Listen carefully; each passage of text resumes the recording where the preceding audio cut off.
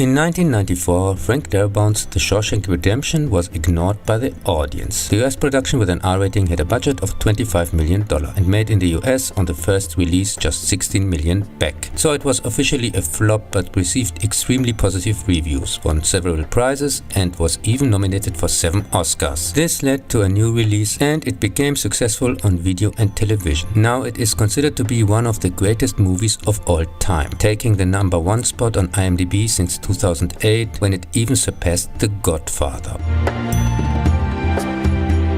It is based on the story Rita Hayworth and the Shawshank Redemption from Stephen King's novel collection Different Seasons from 1982. It contains 4 stories, 2 good ones, Shawshank and the Body, and 2 moderate ones, A Pupil and the Breathing Method. The only one of the 4 novellas that was neither made into a movie nor published as a stand-alone paperback. It is also the only one with fantasy elements. The frame story in the not adapted one is a mysterious private club in Manhattan called The Club, where a strange crowd of men meet regularly to tell each other unusual stories. It is set in the mid-1970s, in which a young pregnant woman is decapitated in a traffic accident on her way to the hospital. Her cab skids on a slippery road and collides with an ambulance, but she still gives birth to her child, whereby the body continues to perform the breathing method, and the severed head even still speaks. The club reappears in The Man Who Would Not Shake Hands from the short story collection Skeleton Crew. More on that in the same named King special. The other 3 were all filmed by different directors. The plots stay for the most parts faithful to the source and differ from my point of view only in small details, but not in their core meaning. This does not apply to A Pupil, but more about that later.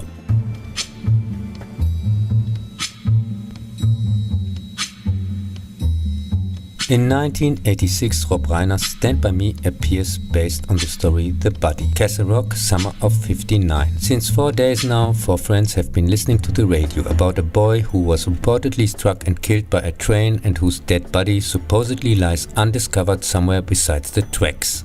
They decide to search for the body on their own, to be celebrated later as heroes and become famous. The $8 million movie made more than $50 million in the US and brought the 60s Benny King hit Stand By Me worldwide back to the charts. The movie is considered to be one of the best King adaptations, for good reason. The story about the last adventure that a group of friends experience together before their paths separate is heartwarming and exciting. It's one of the extremely rare demanding youth and children movies, like The Mighty. 4 years later, the same director made the outstanding horror film Misery, in which also a very good novel by King became a genius movie.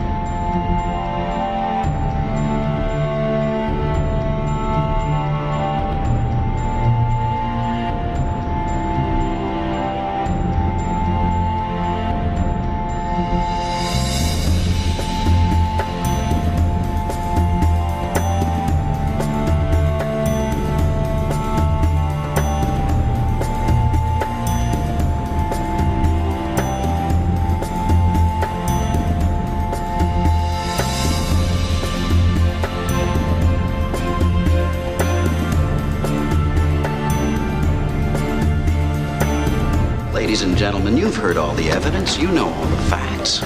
I submit that this was not a hot-blooded crime of passion. That, at least, could be understood, if not condoned. A revolver holds 6 bullets, not 8. He fired the gun empty and then stopped to reload. In 1947, Andy Dufresne is falsely convicted of murdering his wife and her lover and sentenced to life imprisonment. He and his fellow prisoner Red oppose violence and corruption in Shawshank Prison with friendship and hope. The story by Stephen King was one of my personal favorites for years. Frank Darabont has adapted it so well that I recognized it just by seeing a few seconds from the movie during the Oscars 1995, even without sound and any further information. The strength of the movie lies in the things he doesn't show, namely using the scenes for cheap showmanship. In fact, he comes off very calm and manages to show the monotony and the hardness of life behind bars in an unspectacular way, but he also conveys hope. The same director made 2 more King adaptations, which are also far above average: The Mist and Green Mile. More about that in the same named retrospective. There's something inside they can't touch. What are you talking about? Hope. Let me tell you something, my friend. Hope is a dangerous thing. Damn it, Dufresne, you're putting me behind! Hope can drive a man insane. You better be sick or dead in there, I shit you not! You better get used to that idea. I guess it comes down to a simple choice, really. Get busy living. Get busy dying.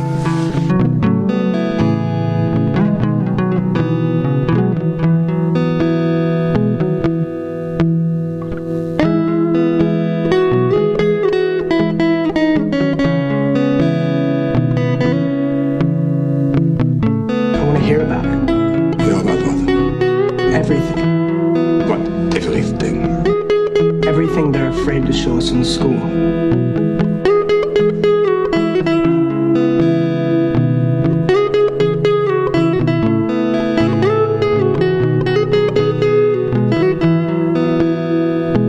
In 1998, Bryan Singer's Apt Pupil appears based on the same named story. In 1984, a high school student discovers a fugitive Nazi war criminal living in his neighborhood with false identity. He blackmails him and forces him to share his disturbing stories about the war.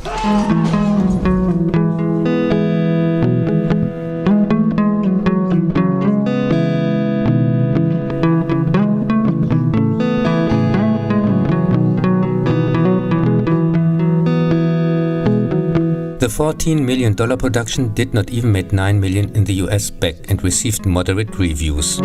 It is very good cast and has a weird atmosphere, and stays close to the much more violent King story, but shortens the 4 years in the novel to 1 summer and changes the end of the story completely by letting the student get away with his crimes. I'm neither a fan of the novel nor the movie, because both seem to me a little too simple. It quickly becomes clear who is good or evil, and after that the characters do not really develop any further.